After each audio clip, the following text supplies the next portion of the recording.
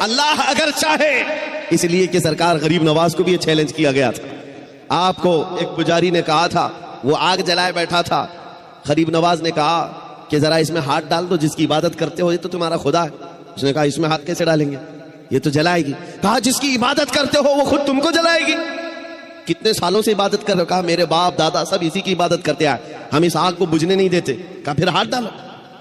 اس پجاری نے کہا کیسی بیوقوفی کی باتیں ہیں, آگ کا کام ہے جلانا, یہ منطق کے ساتھ ہمارے ساتھ کھیل نہ کرو, ہمیں گمراہ نہ کرو, کیا تم ڈال سکتے ہو؟ سرکار غریب نواز نے کہا میں تو اس کی عبادت نہیں کرتا, لیکن جس کی پیدا کی ہوئی اس کی عبادت کرتا. آگ کا مالک اللہ ہے. تو اس نے کہا تو چلو ٹھیک ہے, تم ہی ڈال دو, تم ہی ڈال دو. سرکار غریب نواز نے ہاتھ نہیں ڈالا. بہت بڑی آگ لگی ہوئی تھی, بڑی آگ ہے جس کی پوجا ہو رہی تھی. اس پنڈت کی گود میں ایک چھوٹا سا بچہ تھا, سال بھر کا, 1.5 سال کا.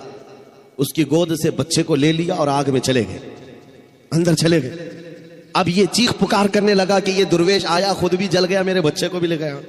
اور اتنا ہلہ کیا کہ اندر سے وہ نظر نہیں آ رہے تھے.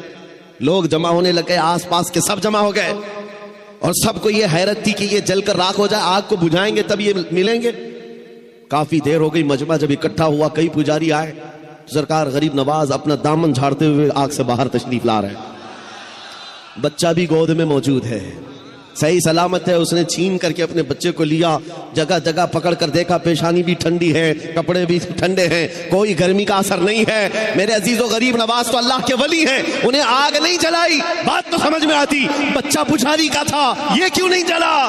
مفسرین کہتے ہیں, تاریخ دان کہتے ہیں, دیکھنا یہ ہے ہاتھ میں کس کے تھا بچہ. اسی لیے ہم کہتے ہیں خواجہ کا دامن, غوث کا دامن, ارے جہاں ہاتھ لگ جائے اس پر آگ نہیں لگتی. میں آپ سے یہ بات کر رہا ہوں, ہم سے بھی کہا گیا تھا یہ کیسی باتیں ہیں, بڑے بڑے دعوے ہیں. ہم نے یہی کہا ہمارا دعویٰ نہیں ہے, یہ رسول اللہ کی عزت کی بات ہے.